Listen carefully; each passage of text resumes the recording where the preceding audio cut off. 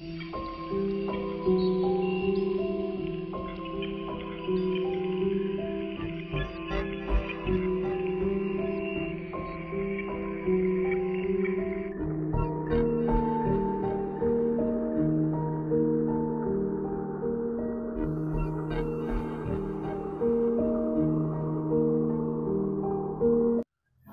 guys, balik lagi bareng gue Ali di channel Lasokat Story. Di video sebelumnya gue udah membahas beberapa alutsista Jerman, kayak kapal selam, terus juga tank baja gitu kan. Kenapa gue bahas itu? Karena alutsista merupakan salah satu komponen penting ya geng, di pertempuran kayak gitu.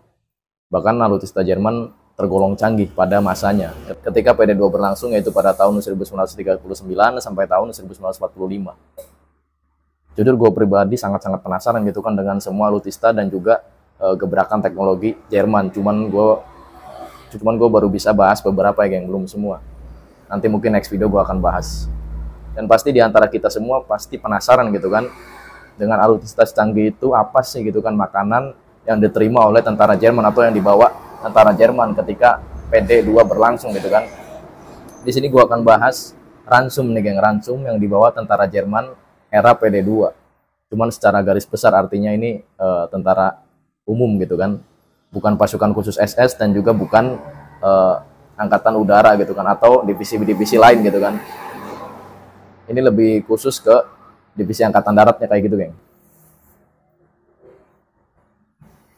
Secara keseluruhan prajurit angkatan darat Jerman menerima ransum yang berkalori tinggi yang disebut ransum besi. Kenapa disebut ransum besi? Karena tempatnya ya geng ya, tempatnya atau kalengnya lah ya, kalengnya itu kan dari bahan besi gitu kan. Jadi kalau zaman dulu belum ada tuh namanya tempat plastik kayak gitu, belum ada geng. Biasanya ransum tentara Jerman berisi 150 gram daging gitu kan. Di sini dagingnya variatif ya geng, jadi tergantung stok ketersediaannya kayak gitu. Di antaranya biasanya nih geng, daging kalkun atau daging sapi yang dimasukkan ke kaleng dan bisa bertahan beberapa tahun gitu kan, 1 sampai 2 tahun lah. Pokoknya kalau nggak daging sapi, daging kalkun. Kalau nggak ada daging kalkun, daging ibab. Nah kalau daging ibabnya nggak ada, terpaksa daging ayam. 4 kategori daging itu tuh. Ya situasional lah kayak gitu bahasanya. Makanan lainnya yang ada di ransum tentara Jerman era PD2 adalah sup nih geng. Sup juga bervariasi ya geng. Ada sup tomat, terus juga ada sup biasa dan juga sup tomat nih geng, yang dicampur dengan susu. Mungkin kalau bagi kita orang Indonesia kayak apa sih, agak aneh gitu kan, sup dicampur susu. Cuman kalau di sana udah biasa gitu kan. Sop tomat maksud gue, sop tomat dicampur susu kayak gitu.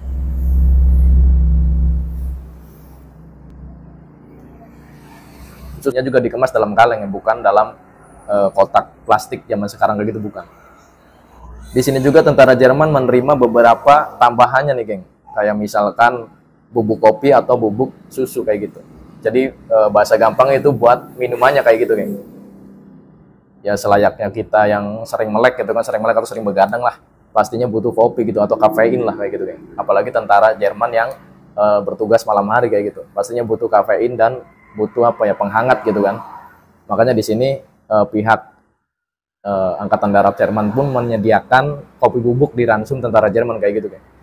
Jadi tadi tuh ada daging kalengan, terus juga sup, plus ada juga kopi.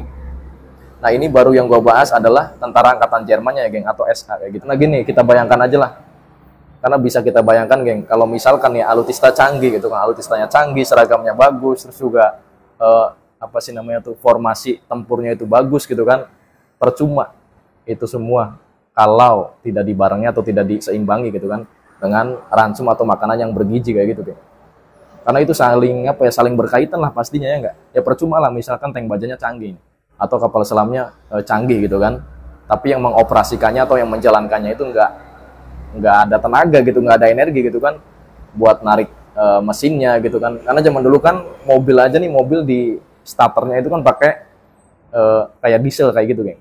Zaman dulu ya emang ada beberapa mobil juga yang pakai kunci gitu kan, cuman kebanyakan belum belum segampang sekarang gitu kan nyalain mesinnya kayak gitu. Itu baru mobil, belum yang lain kayak kapal selam. Pastinya nyalainnya itu atau menjalankannya itu kan butuh tenaga lah. Ya pasti kan mencet tombol aja kan, kalau lu nggak ada tenaga atau lu belum makan gitu kan pasti lemes ya nggak. Kalau lemes lu nggak bisa ngejalanin mesin itu, ya nggak? Atau kita misalkan lah kita belum makan gitu kan, kita juga kan lemas, pasti gemeteran kan, nggak bisa megang smartphone gitu, atau nggak bisa megang laptop lah kayak gitu gampangnya, geng.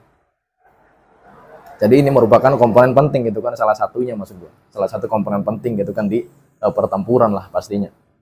Bahkan ketika pertempuran Stalingrad nih, geng, dan operasi Barbarossa di Eropa Timur sana atau di Rusia, ketika PD2 berlangsung, pasukan Jerman itu banyak yang nyerah, bukan karena tentara Rusia lebih ganas, bukan, tapi karena cuaca dan juga karena logistiknya kurang.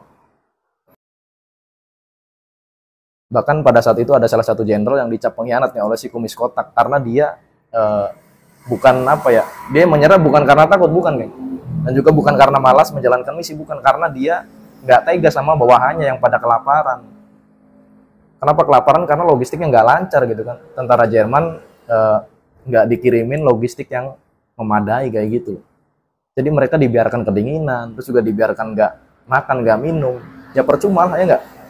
Walaupun alutsistanya canggih seperti yang gue bilang tadi, alutsista canggih, seragamnya bagus, percuma lah kalau nggak ada logistik, nggak ada makanan kayak gitu kan. Makanya beberapa jenderal itu memutuskan untuk menyerah, geng. Untuk apa? Agar pertempuran berakhir dan mereka bisa diberikan makanan kayak gitu oleh siapa? Oleh pihak musuhnya gitu. Bukan oleh sesama rekannya, geng, itu sama tentara Jerman, bukan. Karena dari Jerman sendiri udah nggak ngirim-ngirim pasokan logistik atau makanan, enggak.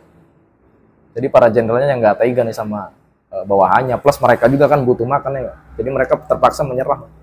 Padahal mereka nggak tahu di sana juga nggak dikasih makan, geng. Ya dikasih makan sih, cuman mereka tetap harus diperas dulu tuh tenaganya, kerja paksa gitu kan, sampai tenaga mereka benar-benar habis dan terkuras lah kayak gitu loh. Jadi mereka nyerah tuh bukan karena ketakutan oleh pihak musuh, ya, geng, bukan, karena mereka kelaparan dan mereka ingin makan kayak gitu. Dan bahkan nggak sedikit juga tempat-tempat yang gimana, geng, yang dikondisikan gitu kan, yang dikondisikan oleh Jerman nih agar penduduk setempatnya itu nggak bisa makan dan minum kayak gitu. Jadi Jerman nih ketika menginvasi negara nih atau sebuah kota lah kayak gitu, kan, Jerman itu mengkondisikan dulu nih. Jadi misalkan nih ya, dihancurin dulu ladang gandumnya, terus juga ladang padinya dihancurin, ada juga sumur-sumur yang dikasih racun agar mereka nggak bisa minum, nggak bisa makan. Jadi bahasa gampangnya gini, geng, Jerman itu membuat mereka itu menyerah secara perlahan gitu, atau mati perlahan lah kayak gitu bahasa gampang. Karena kalau udah nggak ada makanan, mereka nggak bakal bisa ngelawan, ya nggak? Ya kalau mereka nggak ada senjata nih, senjata yang umum lah kayak misalkan tank gitu kan, atau misalkan senapan, mereka masih bisa nyari yang lainnya, nggak? Kayak senapan nih diganti kayu misalkan, atau pakai tangan kosong juga bisa, ya nggak? Kalau yang jago bela diri. Cuman kalau makanan dan minuman nggak akan bisa digantikan lah, ya nggak? Ya iyalah, misalkan kebunnya habis, nggak ada yang bisa dimakan, airnya diracun gitu kan, nggak bisa minum. Oke, terima kasih buat kalian yang sudah menyaksikan video gue ini dari menit pertama sampai menit akhir.